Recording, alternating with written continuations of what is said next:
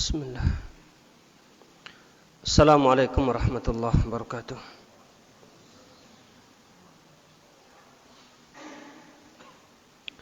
Innal hamdalillah nahmaduhu wa nasta'inuhu wa nastaghfiruh wa na'udzu billahi min shururi anfusina min sayyiati a'malina. May yahdihillahu fala mudilla lahu wa may yudlil fala hadiya lahu. Ashhadu an la ilaha illallah wahdahu la syarika lah wa ashhadu anna Muhammadan abduhu wa rasuluh.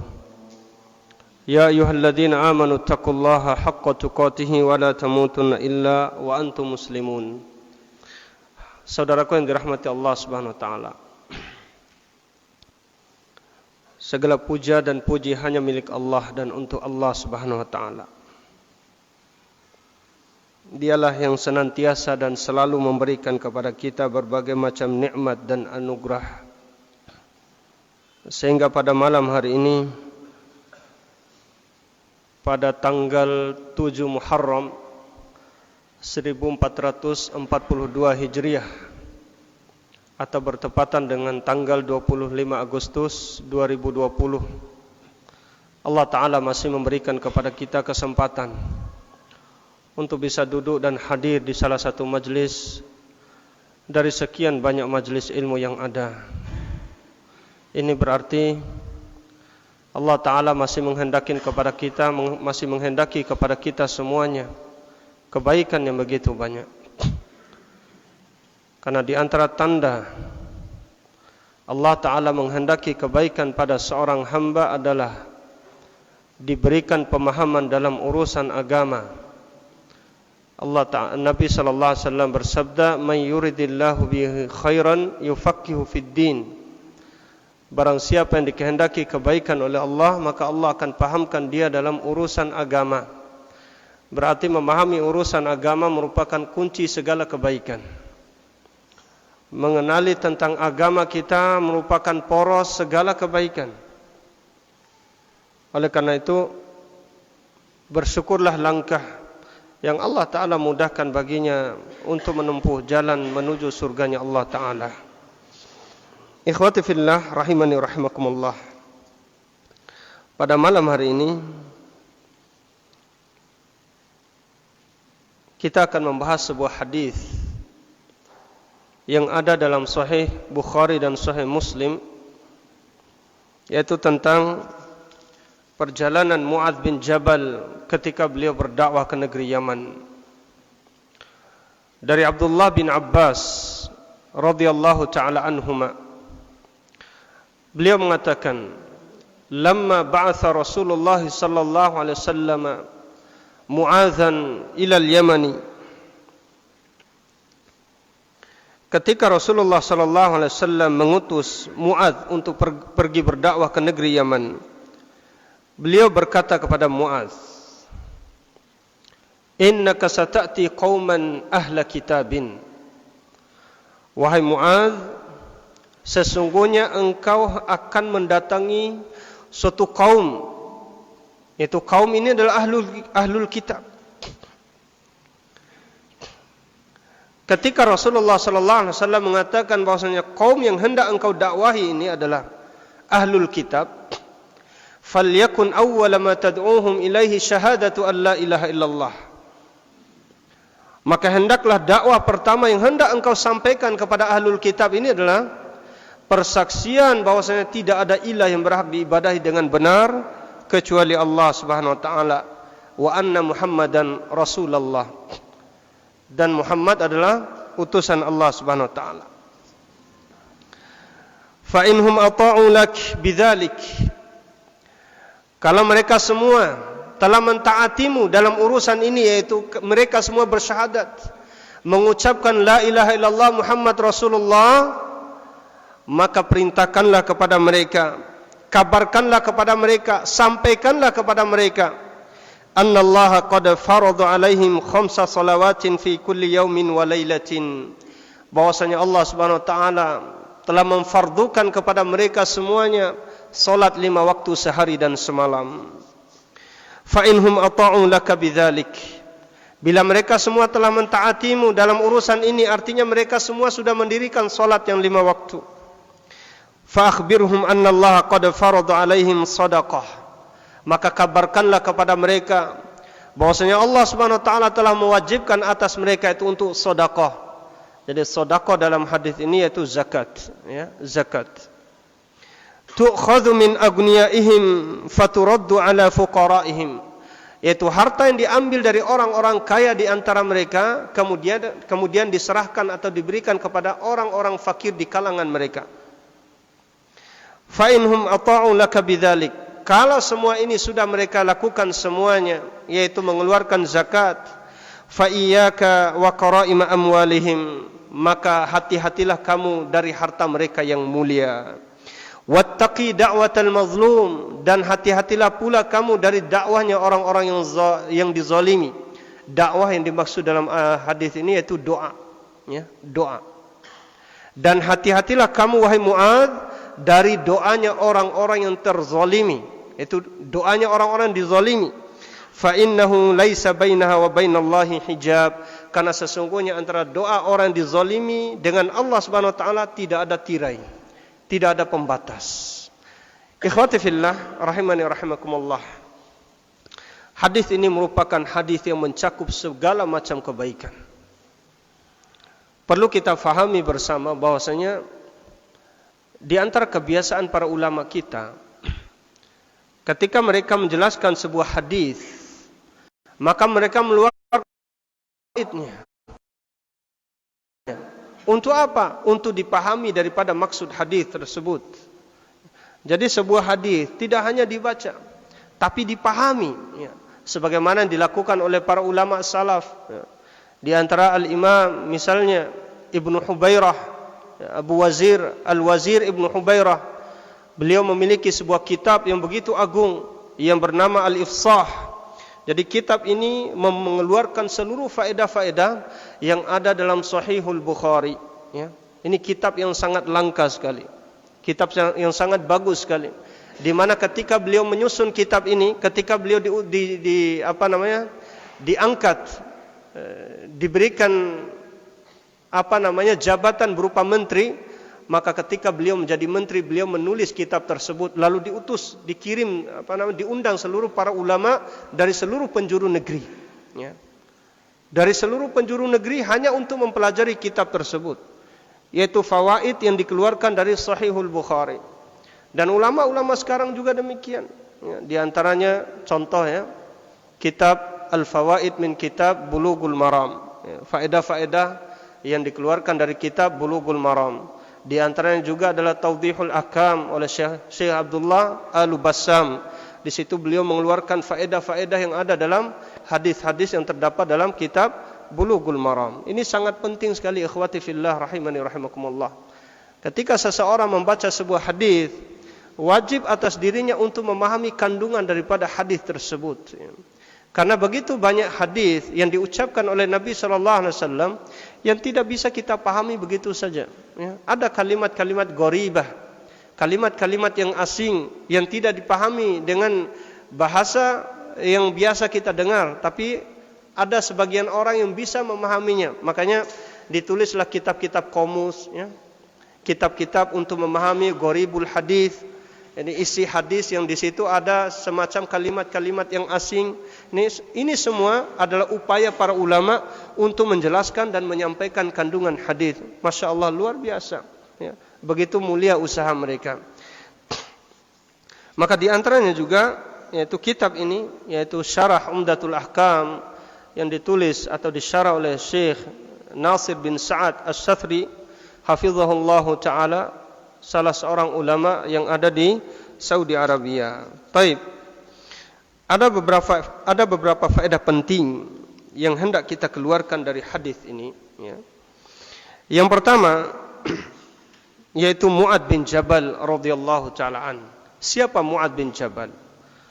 Nabi sallallahu alaihi wasallam memilih beliau ini untuk berdakwah ke negeri Yaman, tentunya memiliki alasan yang sangat tepat, ya.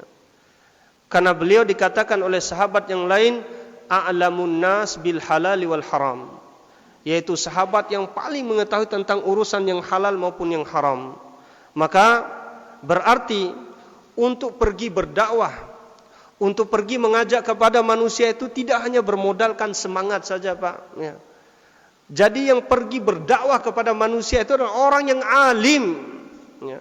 Orang yang berilmu. Kepada apa dia hendak mengajak manusia? Apakah kepada kebiasaan dia, ataukah kepada kebodohan dia, ataukah kepada ibadah yang sudah dipraktekkan oleh Nabi sallallahu alaihi wasallam? Maka dipilih Mu'adz bin Jabal radhiyallahu taala anhu, orang yang alim. Ya. Bagaimana cara dia menjelaskan kepada orang yang jahil kalau dia tidak paham urusan agama? Ya, Allah taala berfirman tentang Nabi sallallahu alaihi wasallam, litubayyana lin-nasi ma nuzila ilaihim, yaitu agar engkau wahai Muhammad menjelaskan kepada manusia itu apa yang Allah turunkan kepadamu berupa al-bayyinat wal huda, yaitu petunjuk-petunjuk dan al-bayyinat, bukti-bukti kebenaran, wal huda, serta petunjuk dalam Al-Qur'an. Ini Nabi sallallahu alaihi wasallam disifati dan diperintahkan oleh Allah Subhanahu wa taala untuk menjelaskan kepada manusia al-bayyinat, yaitu penjelasan-penjelasan dalam Al-Quran, wal huda, dan juga petunjuk. Berarti apa yang disampaikan oleh Nabi sallallahu alaihi wasallam itu merupakan petunjuk dan ilmu, wahyu yang disampaikan. Nah, ini Nabi memilih Mu'adz bin Jabal, itu orang yang alim, sahabat yang berilmu, yang akan menyampaikan ilmu kepada manusia. Maka berhati-hati ketika kita tidak mampu atau belum saatnya untuk bisa tampil di hadapan manusia, tahan dulu, ya. Tahan diri dulu, ya. Karena urusan agama ini merupakan perkara yang begitu agung, perkara yang begitu besar, di mana Allah Subhanahu wa taala mengatakan bahwasanya di antara dosa yang lebih besar daripada dosa syirik itu adalah antaqulu 'alallahi ma la ta'lamun, yaitu engkau berkata-kata atas nama Allah dan agama Allah sesuatu yang tidak engkau ketahui. Ini dosanya jauh lebih besar daripada dosa syirik.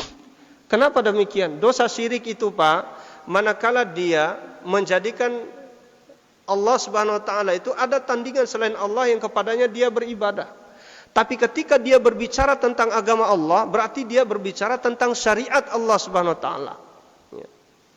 Yang dengannya manusia ini akan beribadah di atas apa yang dia sampaikan. Maka hati-hati kita berbicara tanpa dasar ilmu. Ya.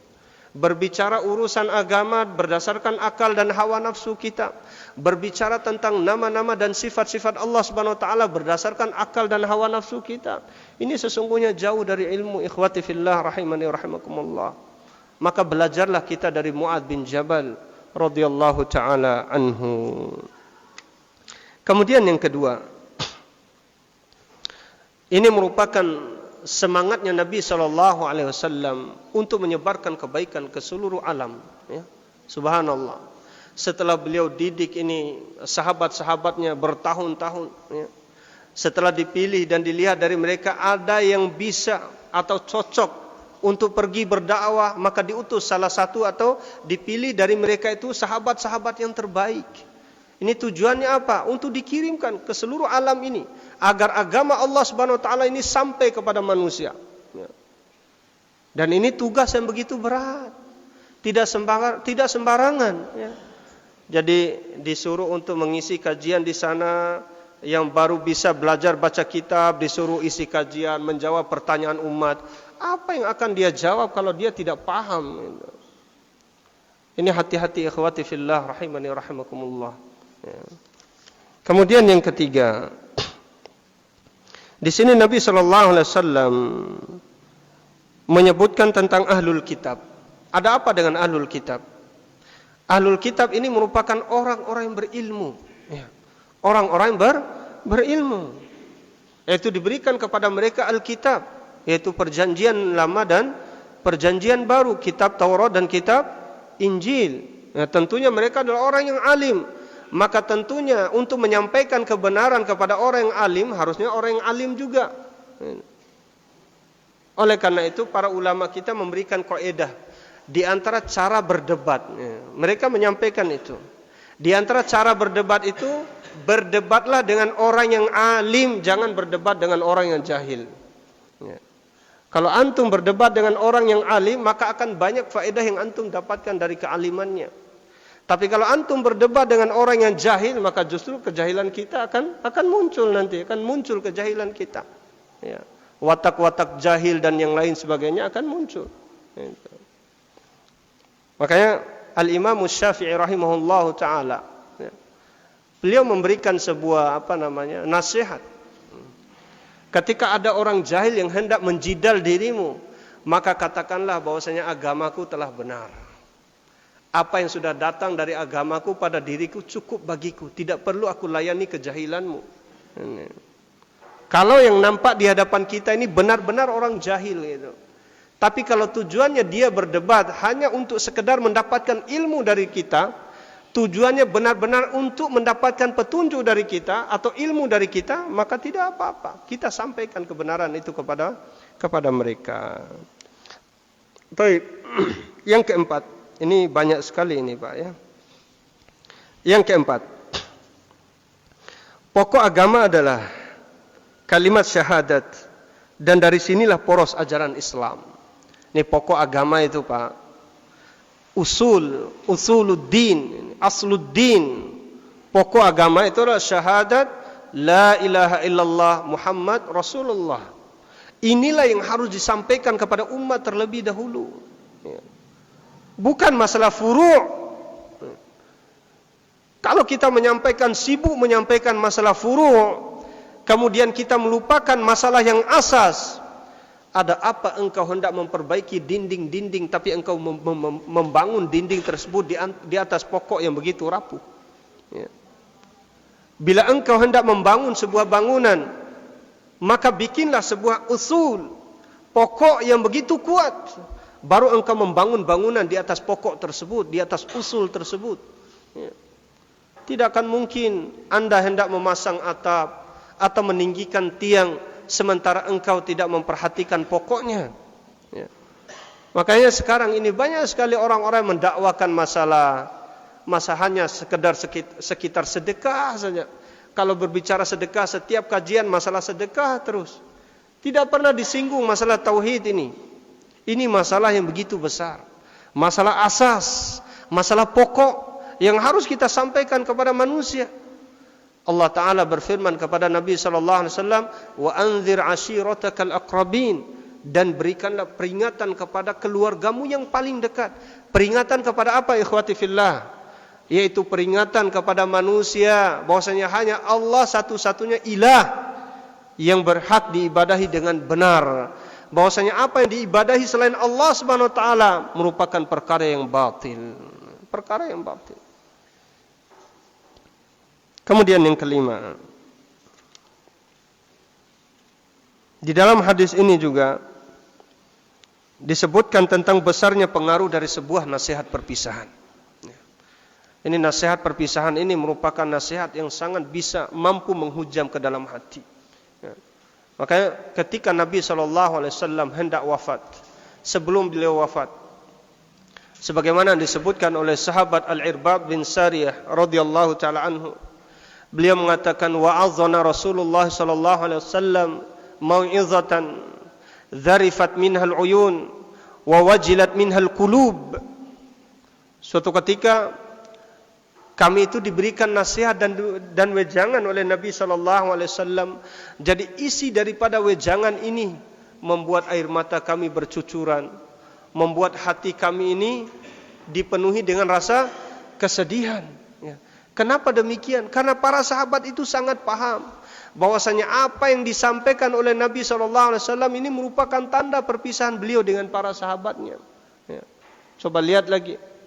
Di antara wasiat-wasiat terakhir yang disampaikan oleh Nabi SAW ketika beliau dalam keadaan sakaratul mautnya, beliau mengatakan as-salah, as-salah. Salat, dan orang-orang yang berada di bawah tanggung jawab kalian. Nabi SAW menyebutkan tentang salat ketika dalam keadaan sakaratul maut, menunjukkan penting dari sebuah salat, menunjukkan agungnya dari sebuah ibadah salat. Ketika Rasulullah menyebutkan tentang orang-orang yang berada di bawah tanggung jawab kita, yaitu istri kita, anak kita, pembantu kita dan yang lain sebagainya, menunjukkan pentingnya kedudukan orang-orang tersebut di sisi kita semuanya. Karena sesungguhnya kita semuanya akan pulang menuju Allah Subhanahu wa taala membawa tanggung jawab kita masing-masing. Ya. Membawa tanggung jawab dari setiap amal perbuatan kita masing-masing. Baik. Kemudian yang keenam, di antara hikmah dakwah adalah memahami kondisi mad'u. Ya, di antara hikmah dakwah itu, Pak, yaitu memahami kondisi orang yang sedang kita dakwahkan. Jadi sampaikan kepada manusia itu sesuai dengan kondisi manusia yang ada pada saat tersebut. Ya. Nabi SAW diutus pada kaumnya di saat itu, ketika kaumnya dalam keadaan apa? Dalam keadaan menyembah berhala. Maka disampaikan sesuai dengan kondisi kaum tersebut. Ya. Demikian juga dengan kita. Harus memahami kondisi dari mad'u kita. Keadaan dalam kondisi apa orang tersebut. Cara kita menyampaikan dakwah, kalimat-kalimat yang harus kita sampaikan, apakah dengan kalimat dengan bahasa yang dipahami oleh mereka, ataukah dengan bahasa yang tidak dipahami oleh mereka. Ali bin Abi Thalib radhiyallahu taala anhu ketika beliau pergi berdakwah diwasiati oleh Nabi sallallahu alaihi wasallam, sampaikanlah kepada mereka itu ucapan atau kalimat yang bisa mereka pahami dengan akal mereka. Apakah engkau suka bahwasanya Allah dan Rasulnya itu didustakan? Ya. Maka di antara hikmahnya adalah ketika kita menyampaikan dakwah ke kampung-kampung misalkan, sampaikan dengan bahasa kampung. Ya. Jangan sampaikan pakai bahasa Indonesia di tengah orang-orang yang tidak paham bahasa Indonesia. Ya. Kalau enggak ke bahasa Bojo. Kalau memang mad'u kita ini dom Bojo, ya sampaikan dengan bahasa Bima. Gitu. Nah, di antara bentuk-bentuk memahami kondisi mad'u kita. Ya. Ketika kita mendakwakan orang-orang yang sakit, jangan mengatakan bahwasanya kematian, bahwasanya sakitmu ini merupakan pintu-pintu kematian. Enggak boleh seperti itu. Itu bukan hikmah namanya. Ya. Ya. Pahami kondisi mad'u. Ya. Sampaikan bahwasanya dengan penyakit ini Allah Subhanahu wa taala menggugurkan dosa-dosamu.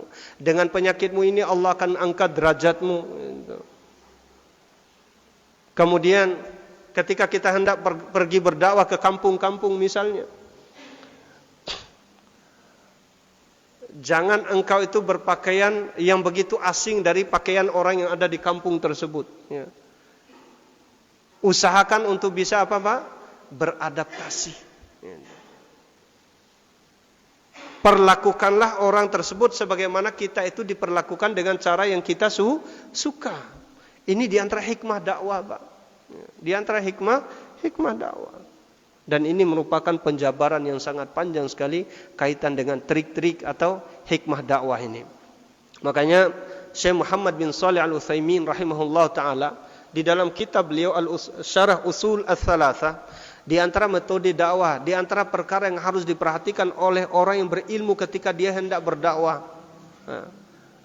Di antara perkara yang harus diperhatikan oleh orang yang berdakwah, yang pertama apa, Pak? Al-ilmu bima da'a ilaihi, yaitu dia harus mengetahui ilmunya terhadap apa yang sedang dia ajak kepadanya. Ketika Anda menyampaikan kepada manusia tentang masalah solat, maka Anda harus menguasai bab solat. Ketika Anda berbicara tentang masalah zakat kepada manusia, maka Anda harus memahami tentang seluk-beluk zakat. Ketika Anda menyampaikan tentang masalah puasa, maka Anda harus tahu ahkamus siyam, hukum-hukum yang berkaitan dengan masalah puasa. Kemudian yang kedua, di antara hikmah dakwah adalah hendaknya disampaikan dengan hikmah dan penuh bijak. Sebagaimana yang sudah kita sampaikan pada pekan-pekan yang lalu. Di antara hikmah dakwahnya Nabi sallallahu alaihi wasallam tidak langsung menyalahkan orang yang berbuat salah. Tidak langsung memvonis kesalahan orang yang berbuat salah. Betul dia salah, tapi tidak disalahkan, tapi diingatkan. Disebutkan kebaikan lawan dari kesalahan tersebut. Disampaikan dengan kalimat-kalimat yang baik, kalimat-kalimat yang sejuk, kalimat yang indah. Karena terkadang orang, boleh jadi orang itu lebih terpengaruh dengan kata-kata yang indah daripada apa yang kita sampaikan dengan kasar meskipun itu benar. Ya. Kalau kita sampaikan dengan lemah lembut, orang yang jahil pun insya Allah akan terima. Baik, itu yang keberapa Pak? Keberapa? Keenam. Ya. Baik. Yang ketujuh. Di dalam hadis ini juga Nabi SAW menyebutkan tentang bahwasanya sekedar mengucapkan kalimat syahadatain maka cukup seseorang itu dikatakan sebagai muslim. Ada satu contoh. Seorang sahabat yang mulia yang bernama Usamah bin Zaid radhiyallahu taala an. Ketika beliau diutus untuk pergi kepada sebuah peperangan untuk melawan orang-orang kafir Quraisy, musyrikin Quraisy pada saat itu, kalau tidak salah perang Ahzab kalau tidak salah ya, tolong antum ingatkan anak-anak. Jadi ada seorang orang kafir, ketika dia ini tahu bahwasanya sebentar lagi pasukannya kalah, dia pun lari bersembunyi, kemudian dikejar oleh Usamah bin Zaid dengan tombaknya. Ketika orang kafir ini terpojok, dia sudah tidak lagi menemukan ruang untuk lari gitu. Lalu tiba-tiba dia mengucapkan apa Pak? Asyhadu an la ilaha illallah. Aku bersaksi bahwasanya tidak ada ilah yang berhak diibadahi dengan benar kecuali Allah. Kalau menurut kita, kira-kira kenapa orang ini mengatakan kalimat syahadat pada saat itu? Kira-kira Pak? Untuk menyelamatkan dirinya. Nah, karena sudah tidak ada lagi ruang untuk lari gitu maksudnya. Sementara di depannya ini ada malakul maut, gitu, tombak.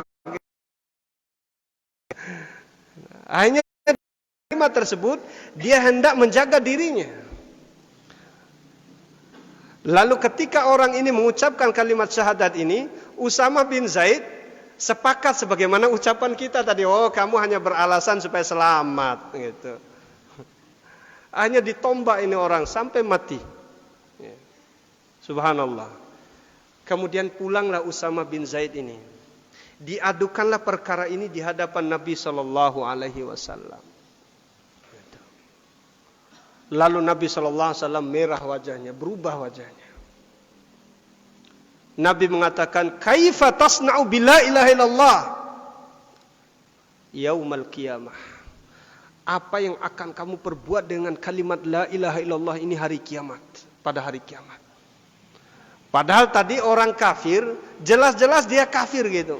Dia hanya mengucapkan dengan kata kalimatnya saja, mungkin gak sampai ke hati gitu. Hanya sekedar supaya nyawanya terselamatkan, dia mengucapkan kalimat la ilaha illallah gitu. Tapi lihat bagaimana Nabi SAW mengatakan, kaifa tasna'u bila ilaha illallah yaumal qiyamah. Apa yang hendak engkau perbuat dengan kalimat la ilaha illallah yang sudah diucapkan oleh orang tadi di hari kiamat nanti. Artinya Pak, seorang muslim tidak boleh dihukumi kecuali yang zahirnya saja, yang nampak. Tidak boleh menghukumi urusan batin. Makanya mengapa Nabi SAW tidak membunuh saja orang-orang munafik itu pada zamannya? Karena Nabi itu menghukumi orang munafik itu yang nampak sesuai lahirnya saja, tidak dihukumi batinnya. Meskipun Nabi SAW tahu bahwasanya mereka ini orang munafik. Ya. Artinya apa Pak? Bermuamalahlah kepada sesama kaum muslimin ini sesuai dengan yang nampak, jangan hukumi yang batinnya. Ya. Dan ini masalah akidah, masalah yang seperti ini. Karena ada sebagian orang, dia meninggal ketika dia bermaksiat, gitu. Padahal dia muslim, dia mengatakan la ilaha illallah Muhammad Rasulullah, meskipun dia ini tidak menjalankan syariat Islam ini dengan baik, maka tetap dikatakan dia ini sebagai ahlul qiblah. Apa artinya ahlul qiblah? Orang Islam. Artinya dia ini masih dihukumi orang Islam. Dan yang berhak untuk mengkafirkannya, yang menghukumi dia mati dalam keadaan kafir atau tidak, berarti di sini ulil amri. Para ulama. Karena ulil amri itu ada dua, Pak. Yang pertama ulama, yang kedua umara. Yaitu orang yang berilmu tentang hukum-hukum syar'i. Kemudian yang kedua yaitu orang-orang yang paham tentang urusan hukum dunia. Jadi seseorang sekedar dia mengucapkan kalimat syahadatain, maka sudah dikatakan dia sebagai seorang muslim dan berlaku atas dirinya urusan-urusan yang berkaitan dengan masalah keislaman. Baik. Maka di hadis tadi yaitu tentang Usamah bin Zaid tadi, sampai-sampai beliau mengatakan di akhir hadis tersebut, aduhai seandainya aku pada saat itu katanya ketika Nabi itu mengatakan demikian, aku belum masuk Islam. Bayangkan. Artinya besarnya bahaya daripada membunuh orang yang sudah mengucapkan kalimat la ilaha illallah.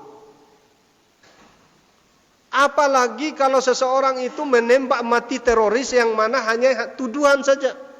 Hanya sekedar zon, tidak didapati daripada perbuatannya. Ini jauh lebih besar permasalahannya. Yang pertama, dia membunuhi orang tanpa hak. Kemudian yang dia bunuh adalah orang Islam. Dan dia mengucapkan kalimat la ilaha illallah.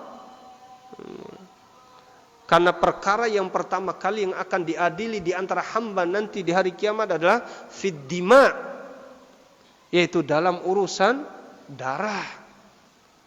Nanti di akhir hadis ini disebutkan tentang kezaliman itu. Ya. Baik. Yang kedelapan. Di antara isi daripada dakwah yang disampaikan oleh Mu'adz bin Jabal kepada ahlul kitab tadi adalah mengajak kepada salat dan zakat. Kemarin sudah kita bahas. Islam ini, Pak, dibangun di atas dua maslahat. Yang pertama maslahat pribadi dan yang kedua maslahat bersama. Ketika kita berbicara tentang maslahat pribadi, ternyata ada juga yang berkaitan dengan maslahat bersama. Ini bisa antum temukan di dalam banyak hal ini kaitan dengan masalah ini. Masalah salat itu kaitan dengan maslahat pribadi. Orang yang antum yang menjaga solat, maka orang lain tidak dihukumi karena sebab antum lah. Orang tidak solat itu urusan dia, yang penting anda solat. Maka pahala anda tidak bisa diambil oleh dia. Ini namanya maslahat pribadi. Maka yang kedua zakat, ini maslahat bersama. Yaitu kaitan dengan kemaslahatan umum antara sesama kaum muslimin. Ketika seseorang mendirikan solat, maka pahala kebaikan solat akan kembali kepada dirinya. Tapi ketika seseorang mengeluarkan zakat, membayar zakat, maka kebaikannya itu akan kembali kepada dirinya dan akan kembali kepada kaum muslimin yang lainnya. Taib, itu yang ke-8. Yang ke-9. Yang harus kita perhatikan juga adalah bahwasanya zakat itu dikeluarkan bila harta tersebut sampai haul, ini selama satu tahun. Kemudian sampai pada nisabnya, antara haul dengan nisab. Lalu kepada siapa zakat ini diberikan? Perhatikan baik-baik, karena ini sangat berkaitan erat dengan akhir daripada hadis ini. Kepada siapa zakat ini diberikan? Allah Ta'ala berfirman dalam surah Taubah ayat yang ke-60. Innamas shadaqatu lil fuqara wal masakin wal 'amilin 'alaiha wal mu'allafatu qulubuhum wa fir riqabi wal gharimin wa fi sabilillah wa banis sabil. Ada berapa, Pak? 8 asnaf yang berhak menerima zakat mal. Kalau zakat fitrah hanya kepada orang fakir dan miskin. Kenapa demikian? Karena zakat fitrah ini merupakan harta yang kita berikan kepada orang-orang fakir dan miskin saat batasnya itu sebelum khotib itu naik ke atas mimbar atau sebelum khotib itu turun dari mimbar pada saat sholat Idul Fitri. Kenapa demikian? Supaya kita bisa memasukkan rasa bahagia di tengah orang-orang fakir dan miskin pada saat manusia itu berhari raya. Karena pada saat itu manusia dianjurkan untuk menampakkan kebahagiaan. Jadi tidak ada orang yang menangis pada saat hari raya Idul Fitri. Maka disunnahkan dan dianjurkan, sangat ditekankan bahwasanya zakatul fitri itu Pak diberikan ketika kita keluar pergi berhari raya. Itu yang paling disunnahkan. Itu. Lalu bagaimana kalau diberikan dengan uang? Tidak boleh. Ya. Terserah kita kasih dia beras, mau dia jual, mau dia makan, itu urusan dia. Yang penting pada saat itu semua kaum muslimin merasa berbahagia. Dan zakat fitri ini Pak, semua orang. Adapun untuk orang fakir dan miskin, mereka hanya disunnahkan saja untuk memberi kepada saudaranya yang lain, tidak wajib. Kalau selain daripada fakir miskin, maka semuanya wajib. Bahkan Syekh Muhammad bin Shalih Al-Utsaimin, ya, beliau mengatakan di dalam Syarah Mumti', mengatakan bahwasanya apabila janin sudah masuk pada usia 4 bulan di dalam perut ibunya, maka sudah diwajibkan untuk mengeluarkan zakat fitri. Kalau sudah usianya 4 bulan di dalam perut ibunya. Ini menunjukkan akan pentingnya zakatul fitri. Ya, semua orang, semua kaum muslimin mengeluarkannya. Kemudian yang kedua, yaitu zakatul mal. Zakat harta. Dan zakat harta ini banyak sekali macamnya. Ya. Zakat peternakan, ini, pertanian, dan yang lain sebagainya. Kemudian diberikan kepada siapa? Ini harus kita perhatikan Pak, dan ini sangat penting sekali. Karena ada beberapa orang yang salah paham tentang kepada siapa harus diberikan zakat mal ini. Yang pertama dan yang kedua adalah lil fuqara wal masakin. Siapa itu fakir dan siapa itu miskin? Fakir itu kata Syekh Husain Al-Awaisyah dalam kitab beliau Al-Mawsu'ah Al-Fiqhiyah Al-Muyassarah fi Dhaw'il Kitab wa Sunnah. Ini salah seorang murid senior dari Syekh Muhammad Nasiruddin Al-Albani rahimahullah ta'ala. Beliau mengatakan bahwasanya orang fakir itu adalah orang yang tidak punya apa-apa untuk memenuhi kebutuhannya setiap hari. Itu orang fakir. Miskin adalah orang yang mencari nafkah, tapi nafkahnya itu tidak mampu memenuhi kebutuhannya. Itu perbedaan antara fakir dengan miskin. Dan ini yang paling utama. Dalam segala macam pemberian apapun gitu. Maka yang harus diutamakan adalah orang fakir dan orang miskin. Nabi SAW bersabda, seburuk-buruk makanan walimah di acara pernikahan adalah acara pernikahan yang di situ tidak diundang orang-orang fakir dan miskin. Ini hati-hati Pak. Antum yang adakan acara ini hanya orang-orang kaya yang antum undang. Mana bagian untuk orang-orang fakir dan miskin? Ini kata Nabi, syarrut ta'am. Seburuk-buruk makanan. Subhanallah. Padahal makanan yang ada di gedung Samakai itu lezat Pak, enak. Ya. Tapi Nabi mengatakan ini syarrut ta'am. Kalau antum tidak sisihkan untuk orang fakir dan miskin. Ini banyak sekali kita ini yang tidak paham masalah ini Pak. Hanya sekedar mementingkan orang-orang yang memiliki jabatan, hanya orang-orang yang berpangkat, hanya orang-orang yang terpandang. Lalu mana bagian untuk orang-orang fakir miskin? Allah Ta'ala berfirman apa di dalam surah Al-Fajr itu? Kalla balla tukrimunal yatim wa la tahadduna ala ta'amil miskin. Kalian itu dihinakan oleh Allah. Karena kalian itu menghinakan dan merendahkan orang-orang miskin. Tidak memuliakan orang-orang miskin. Tidak pula saling memberikan nasihat satu sama lainnya untuk bisa memberikan makan kepada orang-orang miskin. Ini sangat berbahaya sekali, ikhwati fillah. Bahkan Allah Ta'ala mengancam di dalam surah yang begitu pendek. Ara'aital ladzi yukadzibu bid-din.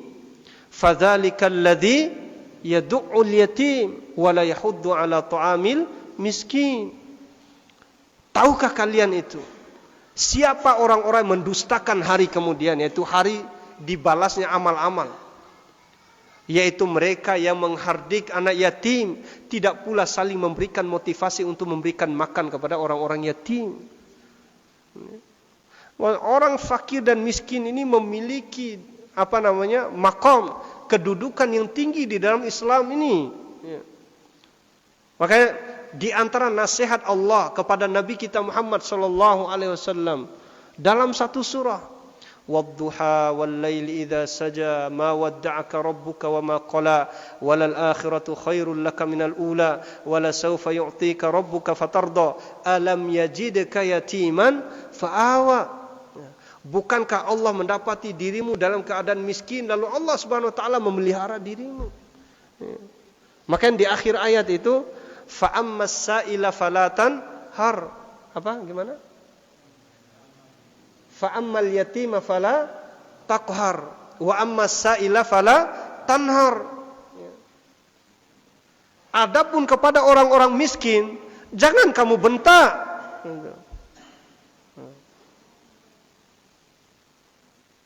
Jangan langsung hembojona aina ficar ba'agu ya, karena kita biasa ficar ba'adam betoim darwara inar ama itu kayak sudah menjadi kebiasaan di kampung-kampung kita.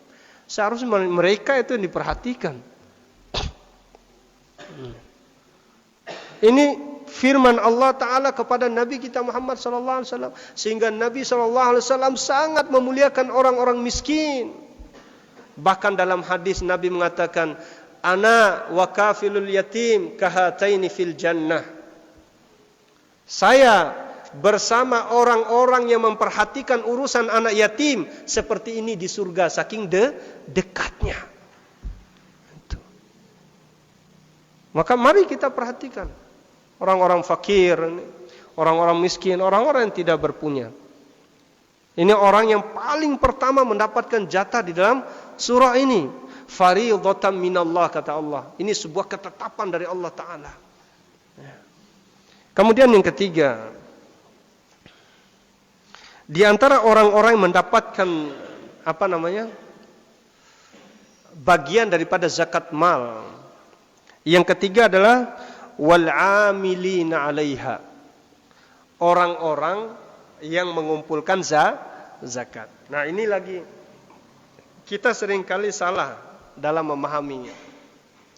Sekarang banyak orang yang dimaksud dengan amil yang dimaksud dalam ayat ini dikaitkan juga dengan zakat fitrah. Ini enggak benar ini, Pak. Yang dimaksud amil adalah zakat mal. Karena enggak ada amil zakat fitrah, enggak ada amilnya, Pak. Karena sunnahnya zakat fitrah itu langsung kita yang kasih gitu. Langsung kita yang kasih kepada orangnya. Jadi tidak ada amil di situ. Kalau amil yang dimaksud dalam ayat ini adalah amil pekerja yang sudah dipekerjakan oleh negara, kemudian mereka turun ke lahan-lahan kaum muslimin, ke sawah ladang kaum muslimin, ya, ke rumah-rumah orang-orang kaya dan yang lain sebagainya, kemudian mengumpulkannya dan disimpan di Baitul Mal dan kebutuhannya juga untuk kaum muslimin. Itu namanya amil. Ya. Bukan amil kalau dalam zakat fitrah, Pak. Enggak ada amil zakat fitrah. Kurang tepat kita. Sekali lagi, amil yang dimaksud di sini adalah zakat mal. Sehingga ada namanya Baznas ya. Badan Amil Zakat Nasional. Itu tukang mengumpulkan. Wallahu alam, apakah sama dengan yang dipraktekkan di zaman Nabi ataukah tidak? Sama kira-kira apa beda, Pak? Mungkin kalau sekarang lebih elegan sedikit, Pak ya. Enggak turun ke lahan-lahan gitu. Paling yang turun ke lahan-lahan itu pedagang yang tukang nimbang itu yang turun ke lahan-lahan. Baik. Itu yang ketiga. Yang keempat, orang-orang yang berhak mendapat zakat mal itu adalah wal muallafatu qulubuhum. Orang-orang yang diikat hatinya. Apa maksudnya? Ada satu kisah menarik sekali yang terjadi setelah perang Hunain, di mana Nabi SAW memberikan 100 ekor unta kepada salah seorang, padahal dia masih kafir, Pak. 100 ekor unta, Pak, ini kamu gratis. Pas dia pulang ke kaumnya, dia mengatakan, wahai kaumku, masuklah kalian ke dalam Islam, karena sesungguhnya Muhammad telah memberikan kepadaku sesuatu yang mana dia tidak takut fakir. Gara-gara harta. Maka harta ini, Pak, bisa memikat hati. Bisa memikat hati orang. Yang namanya harta, Pak. Ada lagi satu lagi, dikasih gonam, kambing yang ada di antara dua lembah. Yang ada di antara dua lembah. Subhanallah. Kalau dua lembah itu mungkin ribuan ekor, Pak. Sama, dia pulang kepada kaumnya mengatakan demikian juga. Ini pengaruh yang baik ketika kita memberikan harta kepada orang-orang yang mungkin belum dia masuk Islam, apalagi orang yang baru masuk Islam. Sehingga kita mengatakan orang yang baru masuk Islam meskipun puluhan tahun itu mu'allaf. Salah itu, Pak. Kalau sudah puluhan tahun itu bukan mu'allaf lagi, dia muslim namanya, Pak. Ya. Kalau mu'allaf itu yang baru sehari 2 hari masuk Islam, itu yang kita bantu dengan harta dan uang kita. Dan yang paling besar, ajarkan kepada mereka tentang pokok-pokok agama. Itu.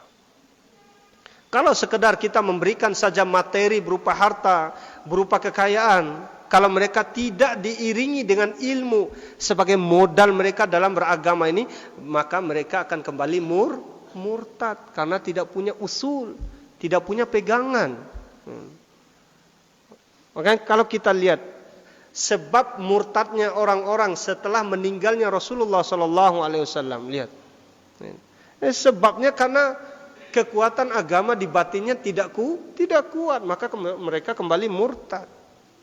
Sehingga disinilah hikmahnya Allah Subhanahu Wa Taala menyuruh kepada kita ini untuk memberikan sebagian dari zakat mal kita kepada orang-orang yang baru masuk Islam. Enggak apa-apa juga antum berikan kepada orang-orang meskipun dia bertahun-tahun masuk Islam tapi masih miskin. Kita bantu mereka. Khawatirnya nanti ketika dia tidak mendapati kebaikan dari diri kita, dia akan kembali berpikir untuk murtad, kembali ke agama asalnya. Baik, itu yang keempat. Yang kelima, wafir riqab. Apa arti riqab? Riqab itu budak, hamba sahaya. Di sini juga harus kita bedakan, Pak.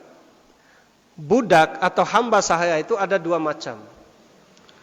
Yang pertama namanya raqabah atau raqab. Yang kedua namanya mukatab. Ya. Yang pertama namanya raqab, yang kedua mukatab. Apa itu raqab? Raqab itu adalah budak yang benar-benar miskin itu. Hanya sekedar budak, tidak punya apa-apa dia. Digaji dengan gaji tinggi juga oleh majikannya tidak. Nah, ini namanya raqab. Kemudian yang kedua mukatab. Mukatab itu adalah budak yang punya janji dengan majikannya, kalau dia sudah mampu mengumpulkan gajinya hingga sekian-sekian, maka dia dimerdekakan secara apa, Pak? Saya juga bingung nih. Ya. Secara otomatis gitu. Jadi antara budak dengan majikannya ini udah ada akad dari awal. Kalau semua gajimu sudah terkumpul sampai sekian, maka kamu merdeka secara otomatis. Ini namanya mukatab. Ya. Yang pertama tadi apa, Pak? Raqabah. Jamaknya raqabah. Ya. Raqabah. Yang kedua mukatab. Nah, ini juga yang harus diberikan. Yang diberikan dari zakat mal ini kepada siapa? Raqab. Kepada budak yang benar-benar lemah tadi. Itu yang diberikan. Kemudian yang ke berapa? Keenam. Al-gharimin wal gharimin, yaitu orang-orang terlilit hutang.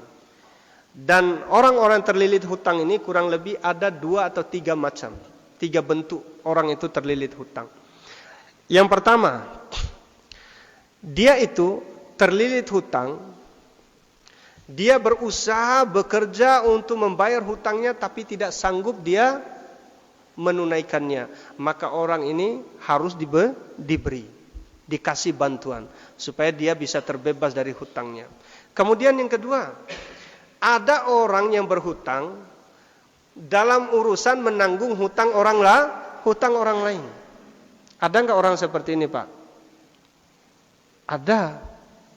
Hutang kamu sama si fulan biar saya yang tanggung, itu. Ternyata dia tidak sanggup juga, itu. Padahal dia mengatakan dirinya sanggup. Qadarullah dia enggak sanggup, itu. Maka orang yang pertama tadi terbebas, sementara dia mengatakan dirinya sanggup, maka dialah orang yang harus membayar. Maka orang yang kedua inilah yang dikasih zakat mal. Yang ketiga, ada orang yang berhutang sebelum dia berhijrah. Artinya hutangnya ini ketika dulu dia bermaksiat kepada Allah Subhanahu wa taala. Lalu kemudian dia bertaubat.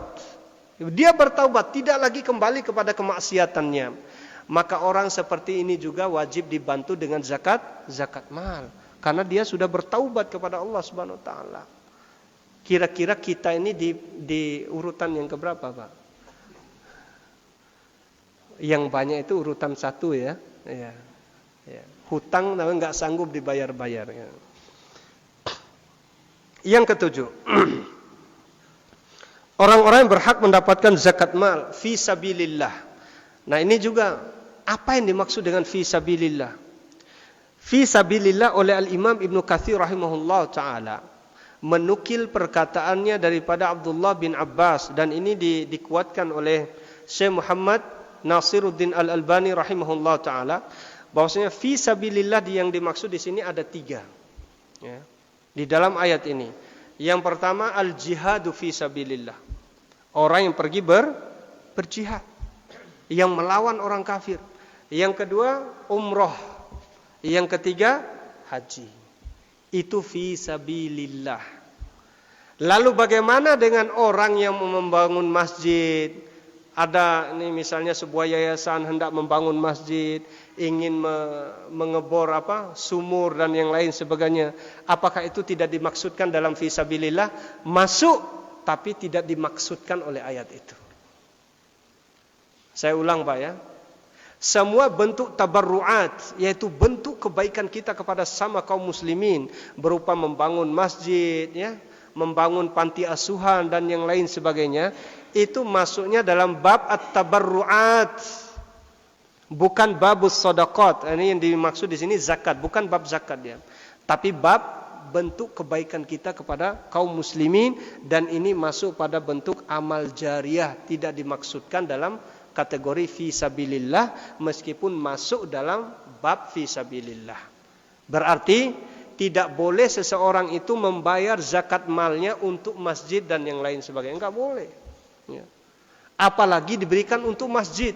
Haram membayar zakat itu untuk membangun masjid. Ya. Enggak boleh, Pak. Kenapa demikian? Karena zakat itu adalah kotoran. Apa pantas kita berikan kotoran untuk masjid? Enggak boleh. Ya. Yang boleh untuk kita berikan kepada masjid itu sedekah kita, infak kita, itu yang boleh. Kalau zakat mal itu haram untuk diberikan ke masjid. Taib. Yang terakhir, Ibnu Sabil.